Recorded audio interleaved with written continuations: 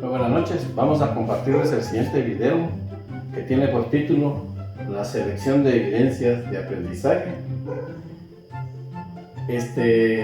Para poder seleccionar las evidencias de aprendizaje es necesario tomar en cuenta los criterios de desempeño del saber hacer.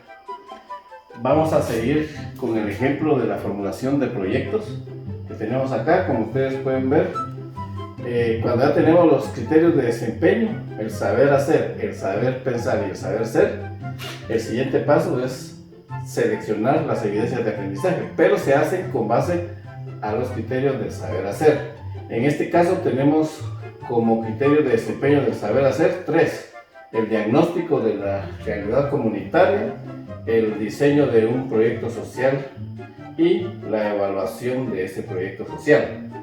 Con base a estos criterios, entonces debemos de seleccionar las evidencias de aprendizaje. Para el caso, digamos, del diagnóstico, la evidencia de aprendizaje es un informe del diagnóstico. Ese informe del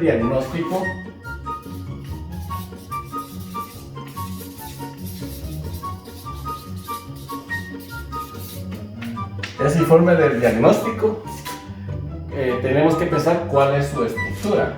Y vamos a empezar para este informe en una estructura que tenga 3 componentes. El primero tiene que estar relacionado con la identificación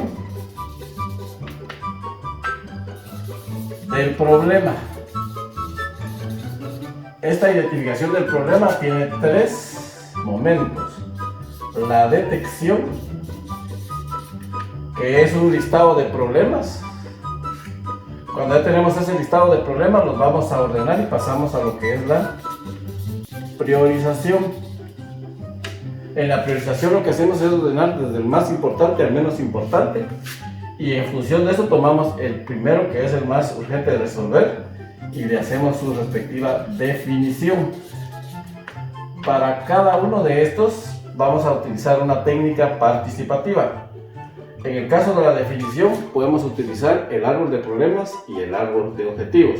Cuando ya tenemos esa parte, nos vamos a la segunda parte, que es la identificación de alternativas de solución. Aquí lo que se busca es que, como ya tenemos definido cuál es el problema que vamos a trabajar, entonces hay que identificar sus respectivas alternativas de solución. Podemos tener 5, 7, en fin, todas aquellas que puedan darse para poder resolver ese problema. Luego nos pasamos a la tercera parte, que es un análisis de viabilidad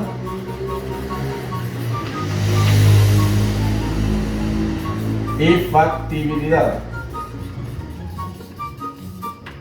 En este análisis de viabilidad se hace a través de un formato sobre una técnica de viabilidad y factibilidad, que esta lo que nos va a permitir es establecer que si aquí tuvimos identificarnos 5 alternativas de solución, de esas 5 alternativas de solución, ¿cuál va a ser la más viable?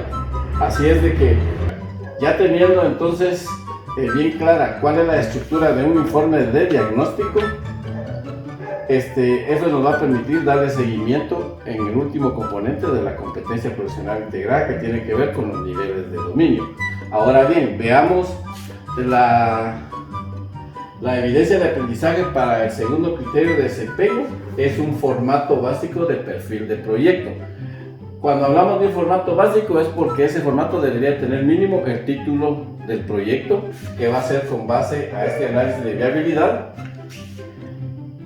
seguido el objetivo general, los objetivos específicos. Con base a los objetivos específicos establecemos las metas o resultados. Teniendo ya las metas o resultados, podemos definir cuáles van a ser las actividades por cada meta. Cuando ya tenemos las actividades, lo siguiente es cuáles van a ser los recursos. Con las actividades ya diseñadas, elaboramos el cronograma de trabajo, y con el listado de los recursos procedemos a hacer el presupuesto. Entonces aquí tenemos claro entonces cuál es la evidencia para el segundo criterio de desempeño. En el tercer criterio de desempeño, que es la aplicación de la evaluación de procesos, vamos a seleccionar dentro de varias técnicas que hay para establecer su viabilidad y factibilidad, cuál de ellas nos va a definir para que tengamos claro que esta alternativa sí es posible desarrollarla en esta comunidad. Así es que hasta aquí llegamos con lo que es la selección de evidencias de aprendizaje. Como una forma de resumen, es con base a los criterios de desempeño del saber hacer. Muy buenas noches.